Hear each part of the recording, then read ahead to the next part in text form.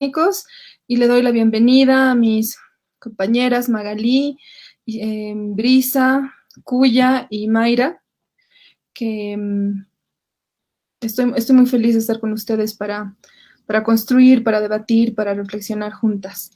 Vamos a empezar con el pendiente que tenemos de la última vez, que es hablar, encontrar, eh, de construir, entender los puentes que sí existen entre estas luchas, entre las realidades de las mujeres aymaras, más allá de la teoría del feminismo y las luchas feministas ya más organizadas, más concretas, ¿no? Entonces, les pregunto,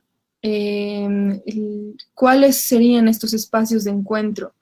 ¿Dónde están los ejes en los que nos podemos mirar y reconocer? Magalí, Cuya, Mayra, Brisa, ¿alguien quiere empezar? La Mayra quiere empezar. No, mentira. Ya, yo voy a empezar. Creo que el anterior programa como que había, o sea, nos habíamos extendido hablando sobre algunas limitaciones que tiene el feminismo todavía en los espacios aymaras, pero creo que ahora es pertinente incluso poder debatir sobre cuáles serían los puentes que podrían generar incluso alianzas dentro de los grupos aymaras con las feministas. Bueno, puede ser un escenario muy optimista, yo creo, el hecho de que em, las teorías feministas puedan ser socializadas. Creo que es importante, pero también respetando los procesos de las mujeres aymaras. Yo creo que no puede salir un pensamiento genuino ya de este espacio si es que no se dejan a las mujeres aymaras generar su propio proceso y sus propios cuestionamientos con respecto a prácticas machistas en, no sé, en las comunidades, en la urbe, en el área rural, en los espacios cotidianos como las ferias, los mercados, la ceja, digamos, ¿no? Entonces creo que un puente que puede unirles todavía es el diálogo, ¿ya? El diálogo de este tipo de cuestionamientos desde los espacios aymaras y desde los espacios feministas.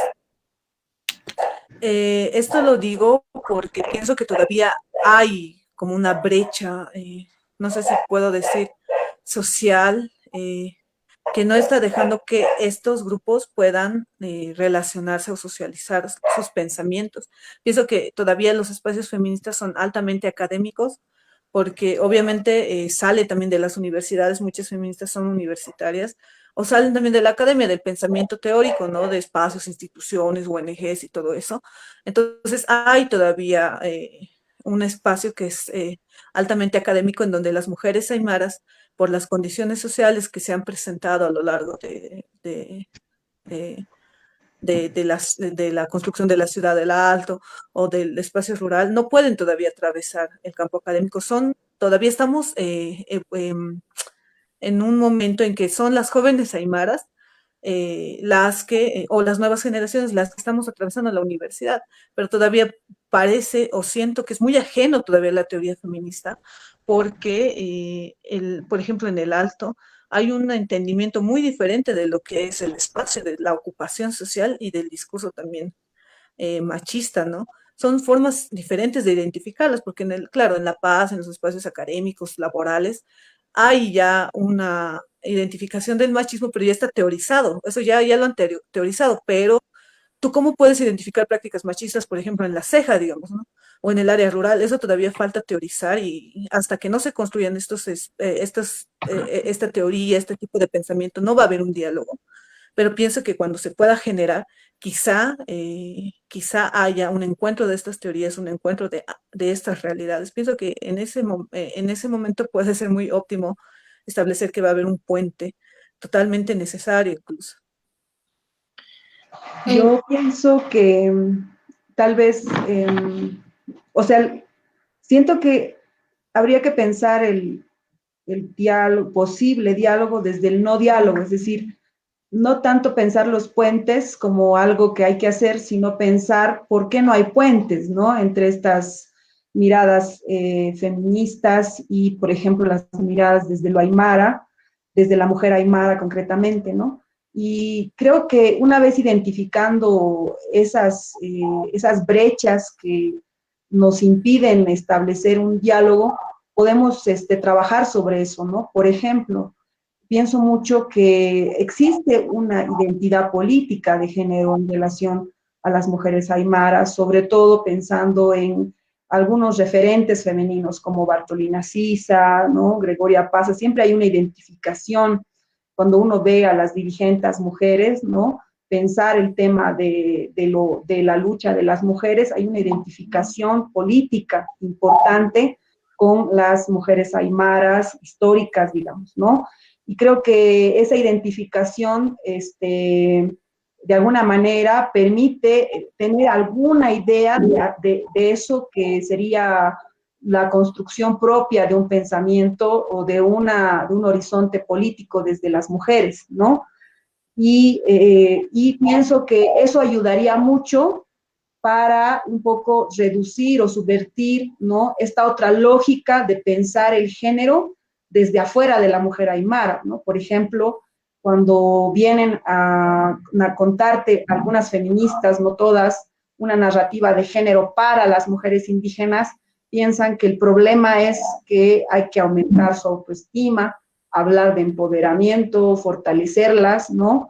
Y yo siento que hay un error en esa mirada, ¿no? Cuando tratamos de pensar cómo debería ser el género desde las comunidades y cómo deberíamos fortalecer la autoestima de las mujeres desde una idea de género muy institucionalizada, diría la Brisa en ONGs, ¿no? Pero también veo la reproducción de las dirigencias femeninas, ¿no? A las mujeres nos cuesta salir de una lógica mediada por el esposo o el papá, ¿no? Y me incluyo, donde te ven para que tú hagas determinadas cosas en la casa o para que hagas una labor de género, basado en roles de género, y sales de esa ruptura en la casa para ser dirigente de barrio o dirigente estudiantil o dirigente de tal, pero en la dirigencia, digamos, los hombres te siguen haciendo repetir las tareas de género, ¿no? Tú vas a hacer el aptapi, tú vas a cocinar los sándwiches, inclusive en una reunión me he encontrado a un dirigente dándole las papas para pelar a la dirigente para hacer las cosas que se supone que es algo sumamente inconsciente, ¿no? Entonces, sí, también eso lo podría ligar con el indianismo, ¿no? Tal vez ahí también como que sí hay como una necesidad de decirle a la mujer cómo debe luchar desde la raza, ¿no? Entonces, una vez que nosotros podamos salir de esos dispositivos de dominación de la mujer desde un feminismo neocolonial, desde un imperialismo basado todavía fuertemente en la raza y no en el género, podemos empezar a pensar en los puentes, ¿no? Porque yo siento que no necesitamos pensar en una idea del reconocimiento mutuo si no sabemos quiénes somos y qué queremos, ¿no? Y no quiero tampoco dejar eso vacío. Yo siento que sí hay algo que decir al respecto, pero es bien difícil expresarlo cuando hay dualidades o dicotomías, ¿no? Por ejemplo, entre negar lo blanco y decir, no, esto es de los extranjeros, son ellos los de Occidente que han traído el feminismo y ay Dios, hay que escapar de la idea de género. Entonces es bien difícil plantear una idea desde el género si hay esa ya dicotomía desde lo que es indígena y lo que no es indígena, por ejemplo, estas dicotomías entre nosotros y los otros. Es bien difícil lograr romper eso también desde las dicotomías planteadas desde el propio tema de raza, ¿no? Frente al género. Entonces siento que hay como dos frentes que pelear, o sea, en el tema de la mujer aymara, ¿no? De la mujer aymara digo porque tienes razón, o sea, no puedo hablar por otras mujeres indígenas, y ese también es el error de las ONGs, ¿no? Hay un lenguaje académico que habla por otras, ¿no? Entonces, desde las mujeres aymaras urbanas, ¿no?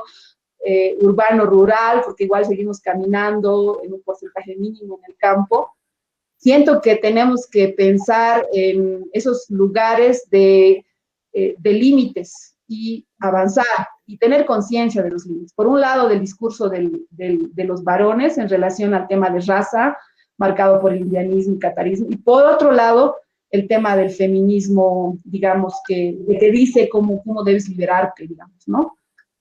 Tal vez lanzar eso como ideas.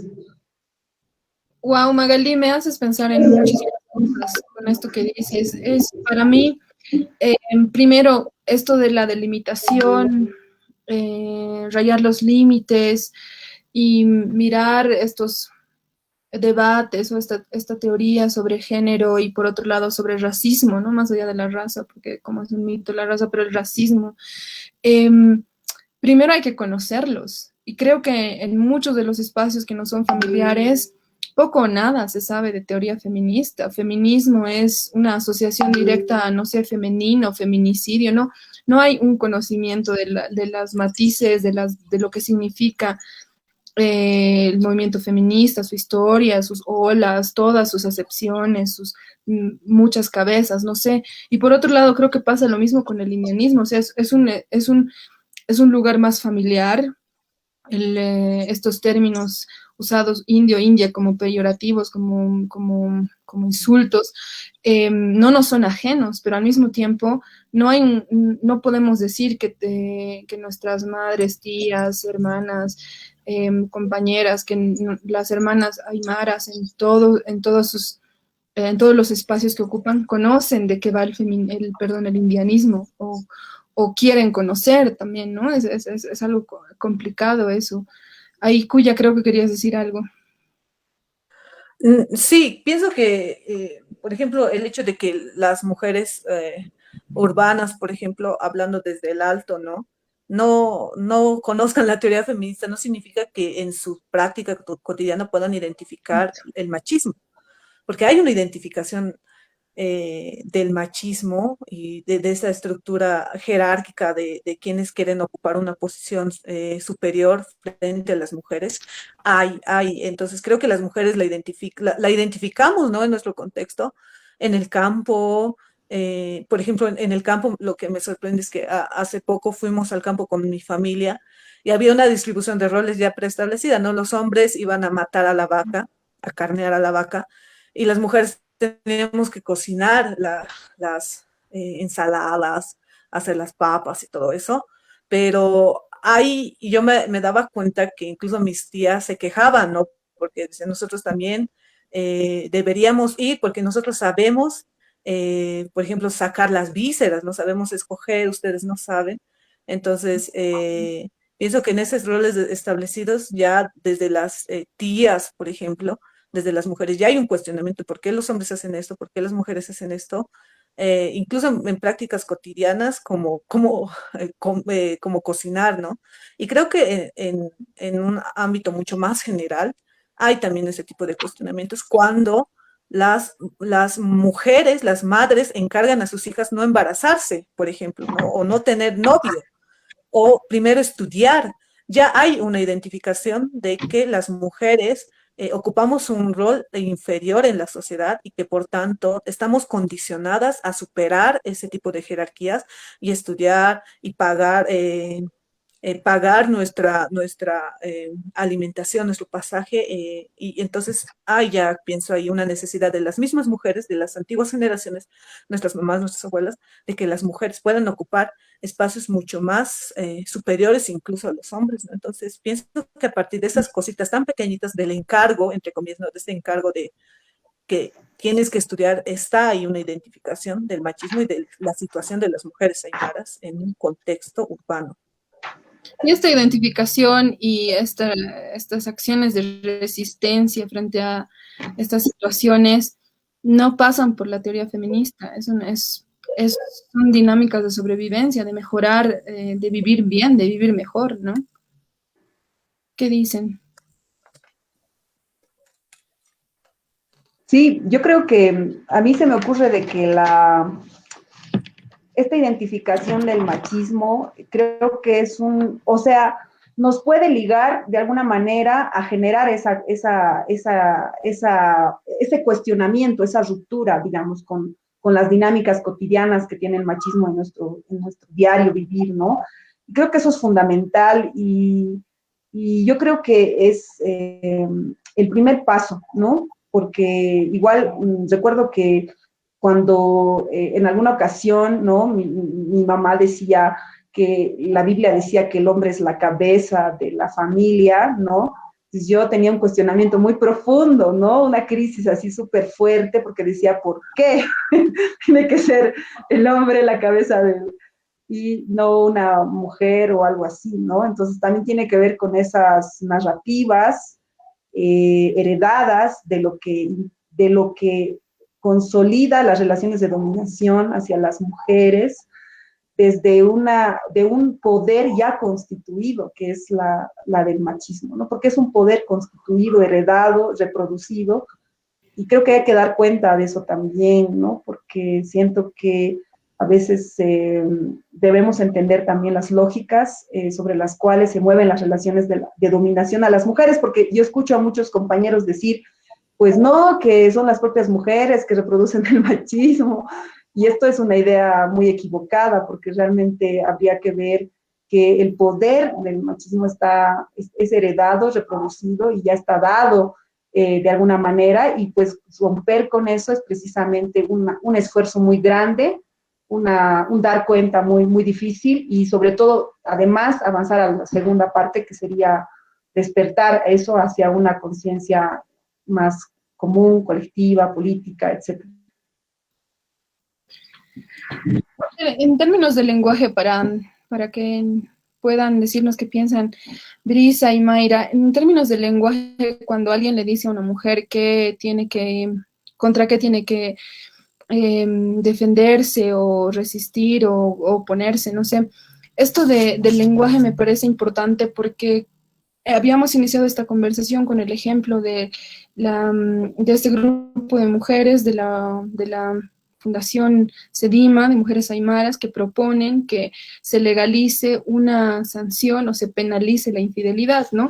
Y me ponía a pensar que muchas de las personas que han criticado esta postura, como no sé, sentimentalista de un pasado que ya no deberíamos reproducir, o loca, no sé, todas estas opiniones, me ponía a pensar, ¿y si les hablamos en su lenguaje? Porque creo que quizás lo más cercano para el lenguaje moderno en términos de feminismo y masculinidades, etcétera, es quizás responsabilidad afectiva. No creo que alguien que esté hablando de género y todas estas cosas sea ajeno a lo que significa responsabilidad afectiva, pero como no se habla en estos términos, en los términos planteados de cierta centralidad feminista, entonces ni siquiera se trata de entender. Ese es el problema que yo tenía específicamente con este caso. Y hablo del lenguaje porque, como nombramos, va a definir cómo vamos a actuar acerca de esto. Y creo que nos está faltando un lenguaje común. El lenguaje de estos espacios es uno y pareciera otra forma de entender o pareciera algo incluso no acorde a este tiempo. Y el problema ahí también que detecto es que si no es en el lenguaje de esta centralidad académica o de la centralidad de la que ahora está empezando a gozar el feminismo, no es válido. Mayra. Sí, yo creo que tiene mucha relación con esto que estamos pensando, de los puentes, de cómo se podrían entrelazar. Eh, yo creo que va mucho también por ahí este acercamiento que tiene que ser sin paternalismos, evidentemente, donde yo como feminista, clase mediera, blanca, no sé, etcétera, no voy a ir a imponer mi mirada sobre cómo tiene que ser la vida de las mujeres o de la mujer, perfecta, ideal, feminista, a compañeras que tienen otras realidades, ¿no? Entonces va mucho por ahí, romper también con eso, tener la autocrítica y ver qué está pasando, escuchar estas hermanas, acercarse, más que yo ir y decirles, no sé, las compañeras de Cochabamba que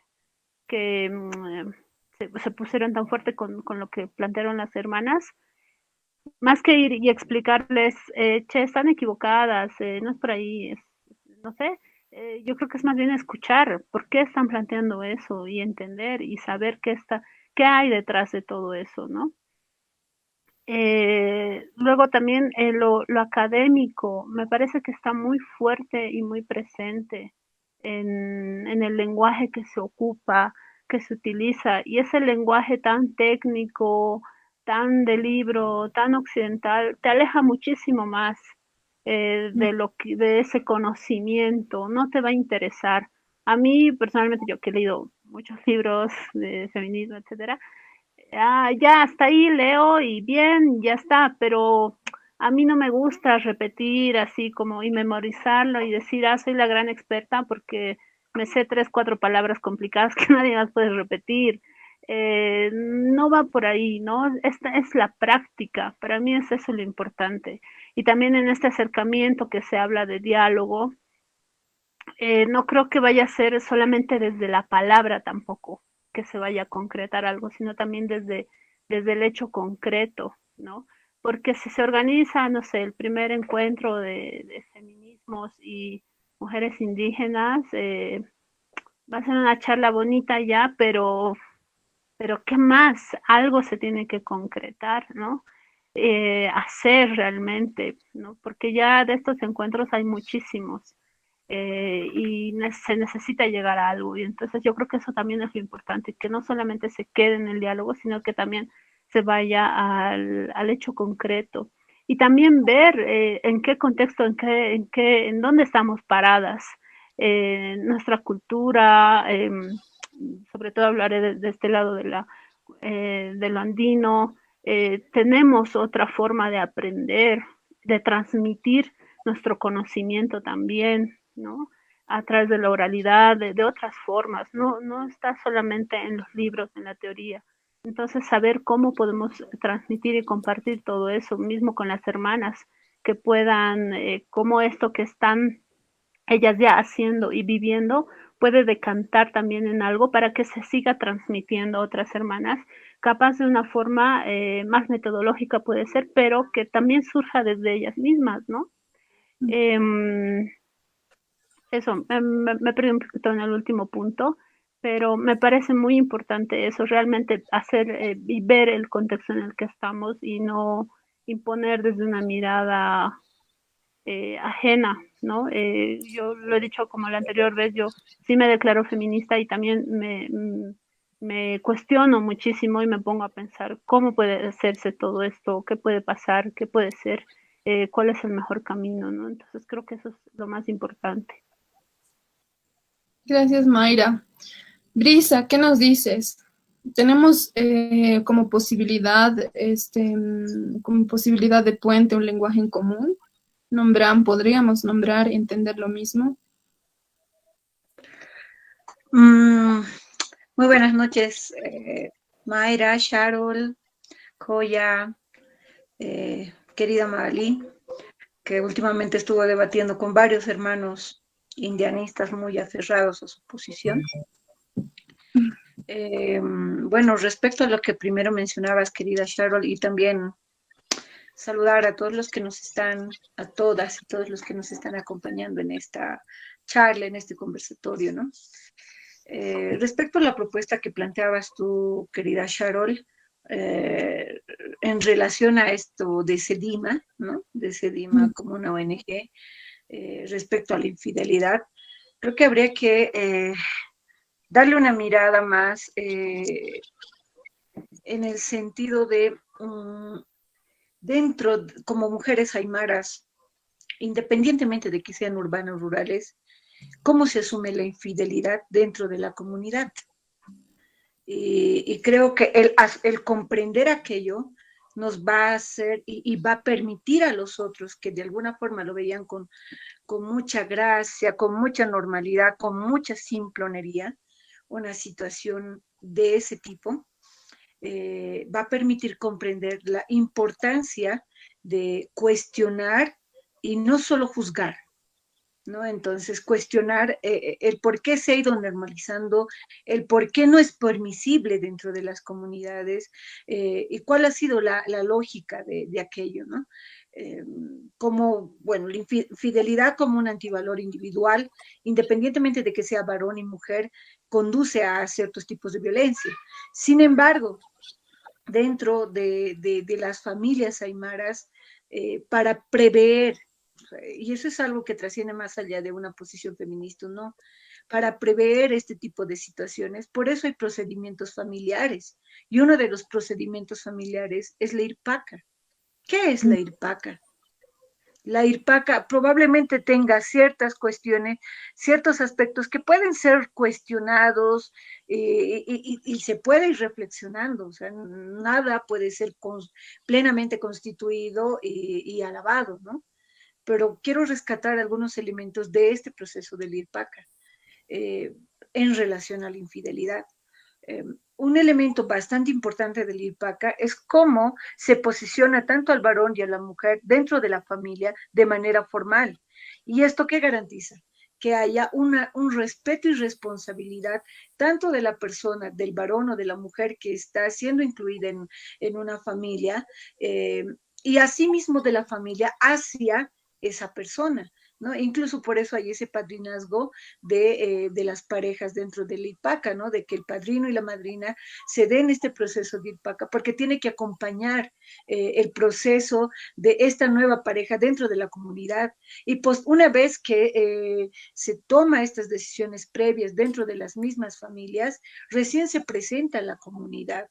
Y la comunidad es la que legitimiza la constitución de esta nueva convivencia familiar, ¿no? Entonces, en ese sentido, ya no solo es una decisión del hombre y de la mujer que ha querido relacionarse y trascender a una pareja conyugal, sino ya hay una responsabilidad, una coerción familiar y posteriormente una coerción de toda la comunidad. Entonces, en las comunidades, en los aylus, muchas familias se conocen. Entonces, el ver que un varón o una mujer sea infiel es algo deshonroso para la familia, no solamente para la persona que está desarrollando cierto antivalor, sino para la familia en sí misma, ¿no? Entonces, que de alguna forma incluso desestima los roles o responsabilidades dentro de la comunidad. Entonces, ya con este proceso de migración urbano-rural, es donde se amplifica esta situación y se vuelve inalcanzable en términos de control de la comunidad hacia sus mismos miembros que en algún momento ya no interaccionan solamente en ese espacio territorial, sino que ya interaccionan en otros espacios territoriales. Entonces, al interaccionar en otros espacios territoriales, ya le es complicado a la comunidad controlar el cumplimiento de lo que se ha establecido a partir del IRPACA, ¿no? Entonces, por eso dentro de las comunidades, cuando no trascienden a este tipo de urbano-rural, aún le es posible, ¿no? Controlarlo, no como una situación coercitiva y punitiva primeramente, sino tener ciertos procedimientos, ¿no? Seguro en una primera etapa estarán los papás, y cuando los papás no puedan ya sobrepasa su situación de diálogo, de reflexión, acudirán a los padrinos y posteriormente acudirán a las autoridades de la comunidad, ¿no? Porque allí está, en el caso de la comunidad, está su interrelación social de esa pareja, su interrelación económica de esa familia también. Entonces, hay una coerción muy fuerte, pero es más complejo cuando hay una interacción urbano-rural. Entonces, este proceso de infidelidad o este antivalor como tal se ha sobrellevado, sobre todo en las metrópolis, en las ciudades, ¿no? Donde ya se pierde este sentido de comunidad y se forma otras estructuras sociales donde ya no hay este tipo de coerción social. Entonces ya hay una libertad, digámoslo tal vez desde ese punto de vista, para unos y para otros en el sentido de relacionamiento y no una correspondencia tanto del varón y de la mujer. Entonces, en ese sentido, se ha ido normalizando esto de la infidelidad en función a cómo se relacionan los individuos relacionados a su espacio de trabajo, a su actividad económica. Entonces, las únicas instancias de coerción ya solo llegan a ser en una primera etapa los papás, tal vez de alguna forma, en el caso de la ciudad, los padrinos, no sé, de matrimonio, si hubieran, en el caso del concubinato solo son los papás, y si no funciona ninguna de las dos instancias, prácticamente ya es la normativa legal, ¿no? Entonces, en las comunidades muchas veces no se tiende a llegar a esto de la normativa legal porque se agota estas instancias de diálogo, de coerción comunal, al cual muchos pueden decir justicia comunitaria, pero no es una justicia comunitaria confundida a la justicia por mano propia, ¿no? Ha habido una tergiversación del manejo de la justicia comunitaria con esto de la justicia con mano propia, muchas veces en las urbanidades, y en ello han sido los cómplices los medios comunicacionales porque no comprendían cómo se maneja esta estructura de decisión, de relacionamiento y de sanción y de reflexión dentro de las comunidades. Entonces, a todo lo que actúa un colectivo de manera imperiosa en un momento ya lo denominaba justicia comunitaria de manera muy incorrecta, porque eso no lo es. En las comunidades se consensúa efectivamente cómo se va a sobrellevar una situación en concreto, ¿no? Entonces, eso por un lado. Ahora, lo que sí puede ser rescatable de la propuesta de los hermanos de Sedima es que muchas de esa reflexión se ha dado desde hermanas, desde este espacio territorial, desde tías, que han observado, ¿no? En los miembros de la comunidad, de que muchos de los sucesos violentos dentro de esos espacios territoriales se ha dado a partir de la infidelidad, y que ahora se pueda categorizar de manera normativa como feminicidio, ¿no? Por los altos niveles de feminicidio que se han ido dando en los últimos años, en los últimos días y en los últimos meses, aún más con mayor encubrimiento en el tiempo de la pandemia, por ejemplo, porque las presiones y las tensiones sociales han ido incrementando por una cuestión económica en la mayoría de los casos, porque para las familias no solamente de producción agrícola, sino también para las familias que realizan actividades de comercio, se les ha vuelto insostenible. Entonces, esto ha generado ciertos estrés dentro de la familia para que pueda desembocar en cuestiones tan críticas como esto de los feminicidios. Y es por eso que esta lectura del relacionamiento, de la estructura de los procesos dentro de la comunidad, va a ser muy difícil leído desde el feminismo como tal. Va a ser muy difícil porque de alguna forma el feminismo, al menos en nuestro territorio, se ha ido viendo más desde una individualidad de género mujer y no desde un colectivo parital, hombres y mujeres. Entonces, cuando uno escucha feminismo, sobre todo en los sectores populares, lo asocian y lo vinculan con estos movimientos feministas bastante radicales, en otros países, con lo que ha habido tendencia hace 2 años atrás, con la canción esta, por ejemplo, de Violador eres tú, porque mostraban ciertas actitudes foráneas, pero también aquí se mostraban relacionadas actitudes también bastante drásticas, y no se ha mostrado un feminismo en la cual pueda ser pragmático y pueda ser un instrumento más para superar todo este tipo de opresión hacia las mujeres. Entonces, por eso que cuando tú le escuchas a la caserita o a otras hermanas en el área rural y le hablas de feminismo, muchas ni siquiera lo conocen como palabra, y las que sí conocen lo van a asociar con estos sectores radicales y lo van a ver muy desalejado de su contexto y de su realidad. ¿No? ¿Por qué? Porque no da una lectura pragmática real en función a su forma de vida de ese momento. Brisa, quiero poner en conflicto esto que nos planteas de las instancias que hay en la comunidad a partir de la IPACA, ¿no? Yo creo que tenemos que cuestionar también esos espacios, y por eso quiero plantear lo siguiente. Dentro de la familia, dentro del sistema de los padrinos, padres y ya extendido a la comunidad, existe también un machismo que se impone, en el cual los hombres tienden a defender a los hombres o a ser más tolerantes con sus comportamientos de infidelidad. Entonces, yo cuando leo esto de la propuesta de las hermanas aymaras que dicen penalicemos la infidelidad, estoy también percibiendo un intento de que una instancia menos parcializada, en teoría, hacia los hombres y su ejercer el poder, tenga una participación ahí, o sea, porque nosotras conocemos esos espacios también, hay mucha complicidad de hombres en esos espacios comunitarios también. ¿Qué, qué piensan? ¿Qué me pueden decir de esto?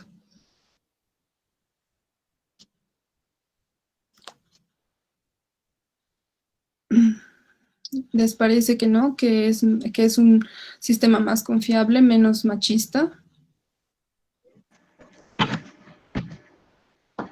Yo creo que o sea, yo tengo una pregunta, ¿no? Porque yo sí siento que podemos estar eh, pensando, o sea, yo sí entiendo que lo que dice Sharon en el sentido de que si hay prácticas machistas en la comunidad, de complicidad, si hay ese fenómeno, ¿no? Pero también me preocupa como la visión que tenemos de la comunidad, y ahí entra otra vez el conflicto de raza género, ¿no?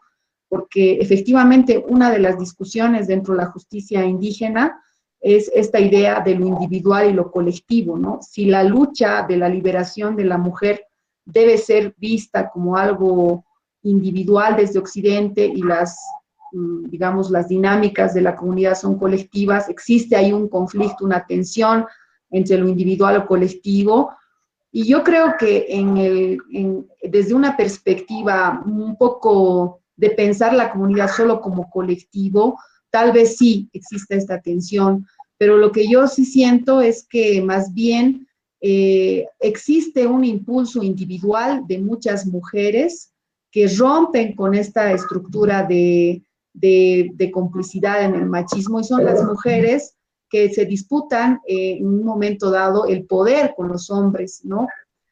Pensaremos en los casos de acoso político, que eran mujeres que no nada más se han puesto a figurar en esta lógica del Chechaguarmi como autoridades, sino que en determinado momento han asumido un papel protagónico del toma de decisiones, ¿no? Y que les ha costado muy caro, ¿no? Entonces ahí yo siento que hay un impulso importante, individual de las mujeres en las comunidades, y lo sé porque conozco muchas hermanas que han roto esa estructura y que a partir de eso han intentado configurar nuevas alianzas de lo colectivo, ¿no? O sea, yo creo que no todo se reduce a pensar lo colectivo en la comunidad, sino que de alguna manera existe una identidad, un impulso individual que permite transformar las relaciones de la colectividad, ¿no? Piensen en las hermanas que han ocupado cargos de ejecutivas en la estructura de varones de Tupac Katari y no se han quedado con su cargo de Bartolina Sisa, ¿no? Piensen en eso, ¿no? Y piensen que ellas van a manejar la dinámica de lo colectivo en determinado momento, en algunos casos con una factura muy grande que pagar, ¿no? Entonces, yo no pensaría tanto que la lucha de las mujeres pasa por quedarse en el medio colectivo, porque pienso que ahí hay que romper cosas, ¿no? Y respecto a tu angustia en relación a la complicidad, digamos, que existe, yo creo que no solamente se da en el campo de la comunidad, sino en todos los espacios, ¿no? Se siente esa complicidad que impide, digamos, de alguna manera tener alguna otra reflexión. Ahí me quedo, se me quedan muchas cosas en la cabeza de lo que dijo Brisa, pero eso quisiera decir. Gracias, Magali. Nos toca ya un poco esto de las separaciones y los espacios de encuentro entre las luchas de las mujeres feministas y las mujeres aymaras. Quisiera que a modo de cierre y de conclusión y de búsqueda también podamos, más que decir aquí nos encontramos y aquí nos separamos, quizás lanzar preguntas que nos puedan ayudar a encontrar estos puentes o a entender mejor cuáles son los obstáculos para construir estos puentes. Me dicen que tenemos preguntas en la página. Voy a darle una mirada, disculpen. No las... Alguien me puede pasar, perdón, no estoy pudiendo acceder a las preguntas. Si alguien las tiene, para que las podamos responder ahora en el programa. Yo podría leer unas cuantas, Sharol, ahorita. Acabo de revisar igual Por ejemplo, hay una pregunta de Ivana Calle Rivas. Ujú. ¿Me escuchan? Sí, Sí, perfecto. Ya. Dice, si la infidelidad sería un delito, aumentaría la violencia y el feminicidio, porque sería una justificación para golpear a las, bueno, no está completado, pero supongo que es a las mujeres, ¿no? Si la infidelidad sería un delito, aumentaría la violencia y el feminicidio porque sería una justificación para golpear a las mujeres. Creo que más que un cuestionamiento es una interpretación de lo que podría pasar si se penaliza la infidelidad. No sé si alguien quisiera comentar al respecto. Sí, yo creo pero en que, realidad, dale, Luis, algo por cortito, pero en realidad la infidelidad sí es un delito moral, ¿no? No creo que favor. alguien que vea que es infiel le vaya a felicitar o se quede tranquilo. Sí es un delito moral. Que no esté penalizado legalmente, constitucionado, bajo una ley, bajo un decreto, no quiere decir que no sea un delito moral. Entonces, aquí el problema es cómo normalizas aquello y cómo silencias aquello y cómo acallas, porque hace unos momentos mencionabas tú sobre la complicidad, pero hasta qué grado igual, por eso incluso se dice, no hay una complicidad, no solo, y eso también hay que tener claro, no solo de hombres, también de mujeres, ¿no? Muchas veces la complicidad de la infidelidad del varón parte también por la misma familia del varón, o la complicidad de la infidelidad de la mujer pasa por la familia de la mujer porque no está buscando espacios de reflexión ante ese tipo de accionar que es un delito moral. Entonces, si nosotros no lo vamos a ver como un delito moral, entonces la infidelidad es un actuar común, normal, real, pregunto, ¿no? Entonces, creo que ahí habría que reflexionar bastante. Creo que muchas gracias, Brisa, por esto, por este pie, porque ahí cuando empezamos a hablar de lo moral, también hay una tensión que se genera, ¿no? Con la religión que ha venido de la colonia y cuánto de esto es nuestro, cuánto de esto no es nuestro, cómo era esta moral antes de la colonia, etcétera. Yo creo una cosa importante es saber que la cultura no es estática, no es algo ancestral que se quedó ahí, tenemos que mirar y recuperar sin saber cómo. La cultura es constante y viva y se renueva y se recrea todo el tiempo. Y en ese entendido, este entender de la moralidad que aunque se ha heredado de la Iglesia Católica específicamente, es parte ya de muchas prácticas y de una manera de entender del mundo aymara en específico, y eso no se puede negar. Pero más allá de la moralidad, creo que la infidelidad tiene que ser asumida como una forma de violencia. Es violencia afectiva, es irresponsabilidad, es, eh, es un tipo de violencia que no se puede menospreciar, porque si vamos a pensar que violencia es solamente cuando una mujer termina con moretones o en emergencias en la clínica o en un feminicidio, entonces no estamos haciendo nada por entender las cosas que realmente nos dirigen a esos puntos extremos. Entonces, si vamos a desestimar estas otras manifestaciones de violencia, solo nos interesa reducir una estadística de las mujeres muertas, no nos interesa que haya que se acceda a una vida mucho más plena, más segura. Esta cuestión de la seguridad de las mujeres que está en constante que está constantemente desafiada, que una calle oscura, una cierta hora, un cierto espacio, un cierto barrio, incluso un lugar familiar, eh, sea una amenaza, no puede ser reducido a esto, no es violencia. Si eso es considerado violencia, si eso es considerado riesgo, cuánto más la infidelidad, ¿no? Y eh, bueno,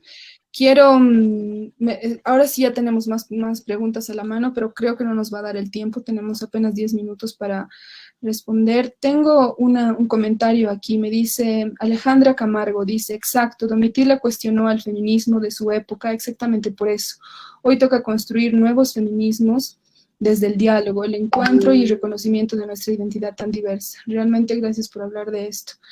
Bueno, gracias, pensé que era una pregunta. A ver, voy a ir a D.I.C. Toria. No voy a Yo leer. tengo una pregunta, Sharon, acá que me parece interesante y que tal vez podría ser el paso para hablar sobre este tema. No Dale, sé, pues. hablar sobre Silvia Rivera, ¿no? Y lo que ella cuestiona también a partir de su entendimiento de lo andino, ¿no? Acá hay una pregunta que dice de Samin Chinese, que dice, ¿qué opinan de nuevas propuestas de feminismo que centran la mirada en lo comunitario, como Silvia Rivera Cusicanqui, y para el caso de Guatemala, Julieta Venegas, no sé, creo que es una cantante, pero eh, con respecto a Silvia Rivera me parece interesante, ¿no? Las nuevas propuestas de feminismo que centran la mirada en lo comunitario. ¿Es legítima, por ejemplo, la teoría de Silvia Rivera con respecto a lo comunitario o sigue traduciéndose en ese romanticismo del campo?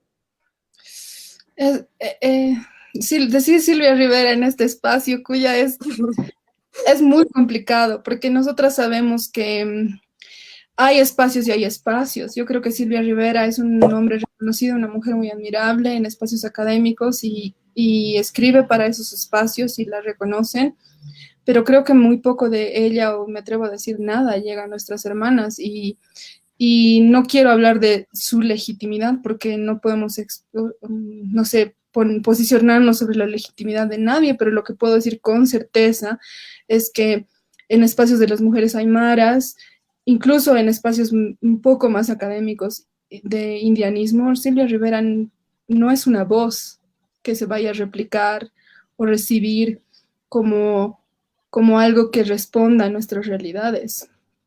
No sé, ¿qué quieren decir ahí? Brisa. Yo creo que más allá de Silvia Rivera, muchos referentes teóricos académicos, tanto mujeres y hombres, han romantizado han romantizado la convivencia en la comunidad y aún más en el gobierno del movimiento al socialismo ha ido romantizando fuertemente aquello, ¿no? Entonces, han ido romantizando en función a sus perspectivas, a sus miradas académicas, a sus miradas teóricas, y plantea, ¿no? A lo que ellos denominan algo nuevo, etcétera, ¿no? Y digo romantizado porque hace unos momentos hablamos sobre una situación como Lipaca y cómo se ve desde la comunidad y cómo también esto tiene que lucharse respecto a las individualidades que lo planteaba Magalí. Entonces eso no parte de romanticismos, eso parte de cómo lidias con las contradicciones dentro de la misma comunidad y convives día a día dentro de la misma comunidad. Y eso, ¿cuándo lo vas a ver? Cuando tú no solamente te reconozcas como un hombre o mujer aymara, ya sea del área urbano o del área rural, sino cuando interactúes en estos espacios.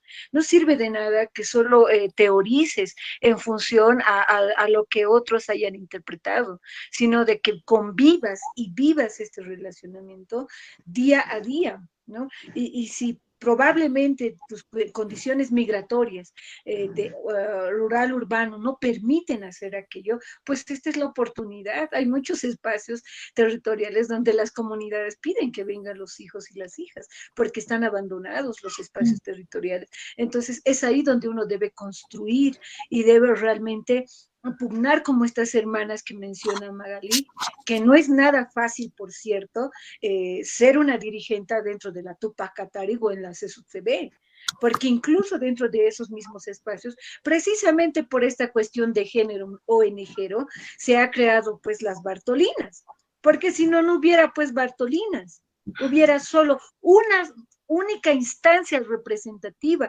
del campesinado, ya sea aymara, quechua, etcétera, pero hombres y mujeres. Y que a todos tengan la misma legitimidad y representatividad. Pero bueno, han normalizado tanto en estos años que pues la organización de las Bartolinas llega a ser una organización únicamente de mujeres y la CESUD se ve como que la mujer tiene que pugnarlo.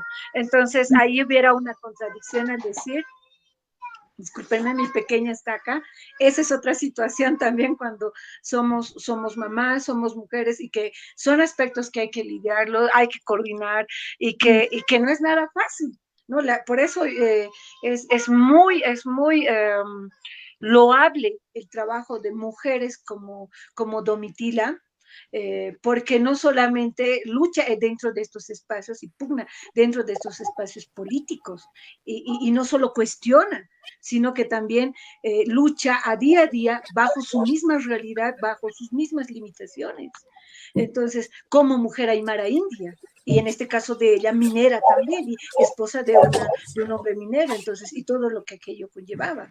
Entonces, creo que el hablar lo que tú mencionabas, Sharol, trasciende más allá de eso, de no solo quedarnos dentro de nuestros espacios de confort y hacer una lectura dentro de los espacios de confort, dentro de las urbanidades, sino hacer esa interacción. Y que eso parte también de voluntades. Muchas veces los que son hijas, hijos de hombres y mujeres migrantes del área rural prefieren quedarse en los espacios de confort, de urbanidad, y hacer lectura y teorizar desde esa urbanidad.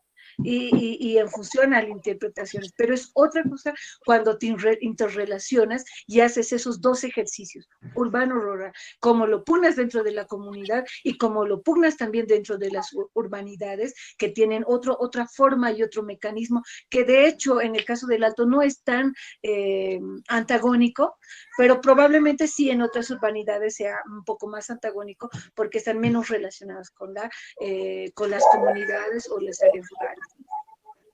Bueno, tenemos... Dale, Magali, para cerrar. Justo te iba a decir que... Yo creo que separar la teoría de la práctica o de las experiencias concretas es un error, porque les damos el privilegio a otros de teorizar y nosotros de ser una voz que da testimonios de lucha, que somos el testimonio del sufrimiento y el sacrificio de las mujeres. Yo creo que la teorización tiene que partir de romper ese privilegio de teorización de los demás para empezar a teorizar nosotros y apropiarnos de la palabra teorización, ¿no?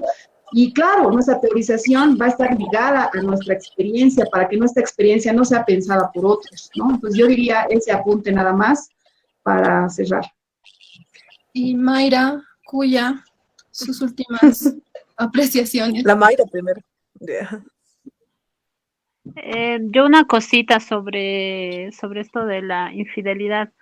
Me parece importante lo de las compañeras. Me parece que la mirada de ellas no solamente, bueno, lamento estar haciendo una interpretación de lo que posiblemente ellas hayan dicho, pero me hace pensar a mí que no se refieren solamente al hecho de que el tipo es infiel a la mujer, sino que a las consecuencias que todo esto genera, ¿no? Ellas hablaban del feminicidio y tal, pero también me pongo a pensar que ven en esta mirada más global a los hijos, las hijas, ¿no? Los hombres cuando son infieles tienden a tener hijos, hijas con una, con otra, y no es que a todos y a todas sus guaguas las atienden bien, ¿no? Abandonan guaguas, tienen guaguas por aquí y por allá y no son padres responsables. Entonces siento que también ven todo ese global, ¿no?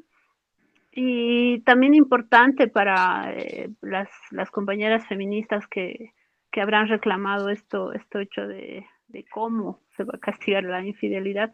La monogamia tiene que ser consensuada, no puede ser obligatoria. Y lo mismo una relación abierta, que hay personas que consensúan también tener relaciones abiertas, es eso, es consensuado. Entonces no puede serse o A o B o castigarse de que no, todos tenemos ahora mente abierta y todos podemos hacer lo que queramos.